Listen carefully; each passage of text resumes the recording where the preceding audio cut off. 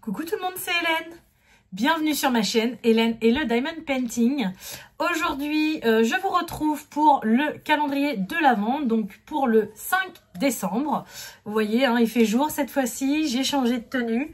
Donc encore une fois, je vais peut-être en faire plusieurs à l'affilée, mais c'est pour permettre d'avoir les vidéos en temps et en heure pour vous sur ma chaîne. Voilà, donc c'est parti.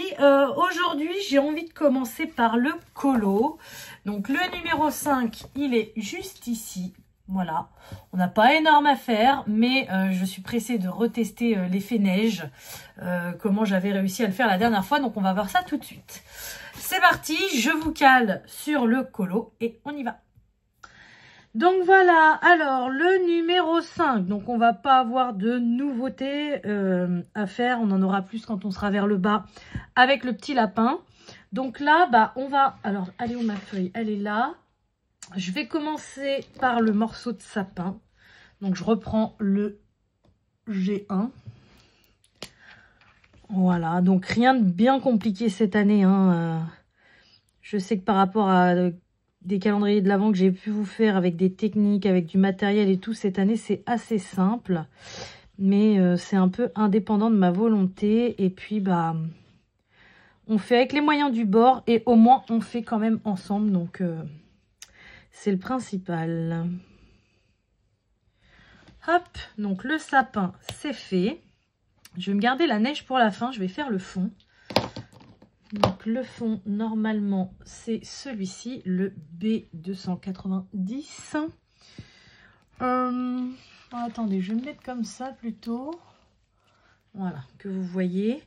Et je vais y aller avec la pointe broche, vu qu'il y a quand même pas mal de fond, ça ira plus vite. Et en plus, ça glisse tout seul sur le papier avec la pointe broche, c'est hyper agréable.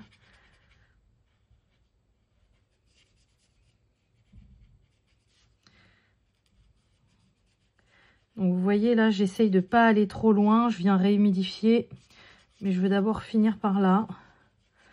Alors, je réhumidifie toujours d'un côté pour pas que ça sèche.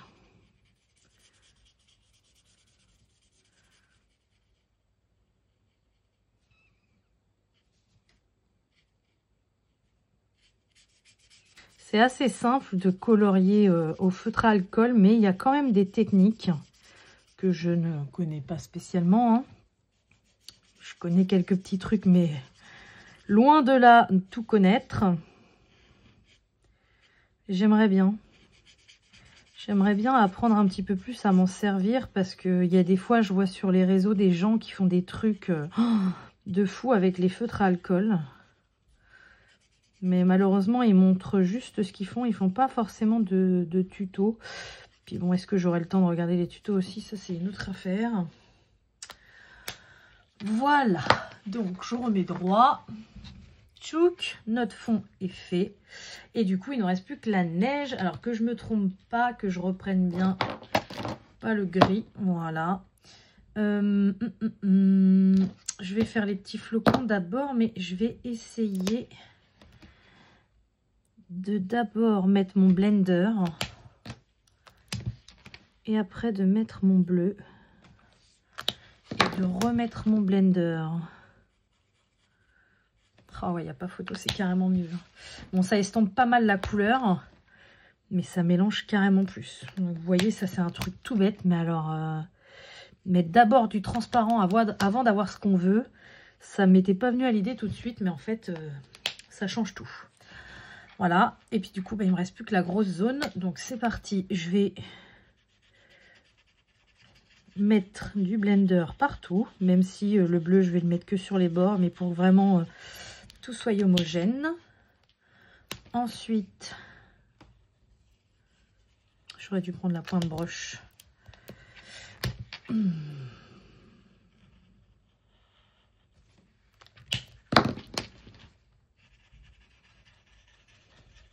Et voilà, le temps que je change de pointe et ça a séché et ça fait pas ce que je veux.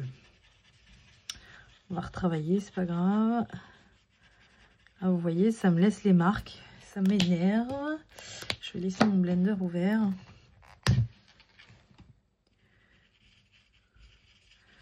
faire ça plus comme ça, avec des petits à-coups plutôt que des traits droits. C'est plus joli, je trouve.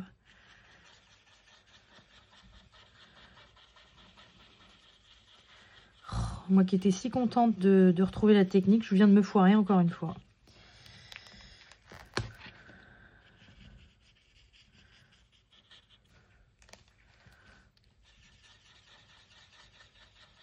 Bon, de toute façon, depuis le début, vous le savez, hein, cette neige va être problématique pour moi. J'ai pas voulu faire un truc trop simple, je me suis lancée dans quelque chose, mais... Bon, et ben écoutez, on va laisser ça comme ça, je n'arrive pas à améliorer.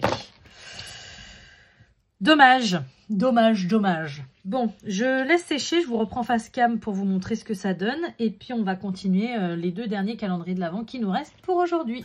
Donc, me revoilà avec ce résultat passable, on va dire. Donc voilà ce que donne la case. Bon, il n'y avait pas grand chose à faire dessus, hein, mais bon, je pensais mieux maîtriser la neige et là je me suis foirée. Et voilà ce que donne le colo dans l'ensemble. Ça fait un peu sombre, voilà. Donc, bah écoute, je vous donne rendez-vous demain. La 6, elle est où? Elle est là. Ah, ça c'est cool parce qu'on va commencer à faire le petit lapin. Donc, il va falloir décider de quelle couleur je vais le faire. Hop, donc, bah écoutez, on continue notre calendrier budget ou cadeau? Je sais pas. Allez, budget, il est à côté de moi. Donc, aujourd'hui, on a dit qu'on était le 5. Il est là. Tchouk. Donc, le numéro 5... Oui, c'est bien ça. Il est juste ici. Attendez, j'ai un doute. Oui, non, c'est ça, c'est ça. Numéro 5. Donc, du coup, les petites cloches, c'est 2,50 €. Alors, j'ai fait ce matin la clôture de mon budget de fin de semaine, on va dire. Et du coup, en général, quand il me reste des pièces, je les mets dans mes défis. Sauf que là, je me suis vite rendu compte qu'en 24 jours, j'allais vite manquer de monnaie. Donc du coup, voilà, ce qui me restait, j'ai mis ça dans mon étui à lunettes. Et au moins, plutôt que de fouiller partout dans mon portefeuille, j'ai ce qu'il faut à côté de moi. Donc on a dit 2,50 €. Il n'y a pas une petite pièce de 10 centimes là? Si. Tchouk. Donc voilà, aujourd'hui, c'est parti. 2 €, 2,20 €, 2,40 € et 2,50 €.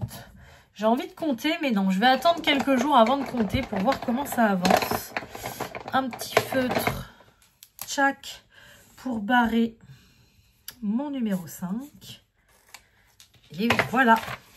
Ça avance, alors c'est pas très glamour, hein, je vous l'accorde, mais au moins j'arrive à mettre de côté parce que plus tard j'y arriverai peut-être plus avec mes nouvelles charges, on verra. Du coup, on finit le cadeau. Alors le numéro 5, il est juste ici, dans un petit sac. Vous vous doutez de ce que c'est, donc j'ai pas sorti ma boîte, je vais la sortir tout de suite. Tchouk. Elle est juste ici. Donc c'est parti, on ouvre. J'essaye de ne pas tout arracher parce que je trouve ça tellement joli. Tadam! Des crayons. J'en ai pas mal et là je vais avoir pas mal de teintes de rouge. Voilà. Je n'ai toujours pas eu le temps de faire le nuancier et de les ranger correctement, à part le test que j'avais fait avec vous.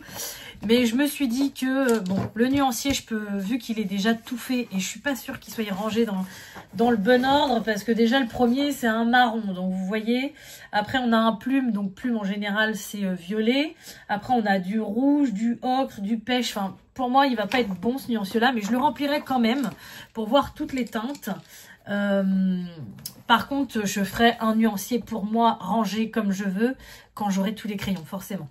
Donc là, pour mémoire, voilà, la boîte était comme ceci. Je sais pas si vous voyez bien. Voilà, donc vous voyez là, c'est vide. Donc je les range. Est-ce que je vais compléter le premier rack ou pas? Je les range complètement dans le désordre. Hein. Pour le moment. Et non. Il me manque 2 crayons avant de compléter le premier rack. Donc je vous l'avais dit, hein, mais je vais vous le montrer maintenant. En dessous, il y a les mêmes racks. Voilà, mais vide, hein, vous voyez. Donc, la prochaine fois qu'on aura des crayons dans le calendrier de l'Avent, on va changer de rack. Et ça va être cool. Voilà. Donc, écoutez, j'espère que cette vidéo vous aura plu. Comme d'habitude, je vais vous souhaiter une bonne journée, une bonne soirée ou une bonne nuit, selon quand vous regardez ma vidéo. Et je vous dis à demain. Salut!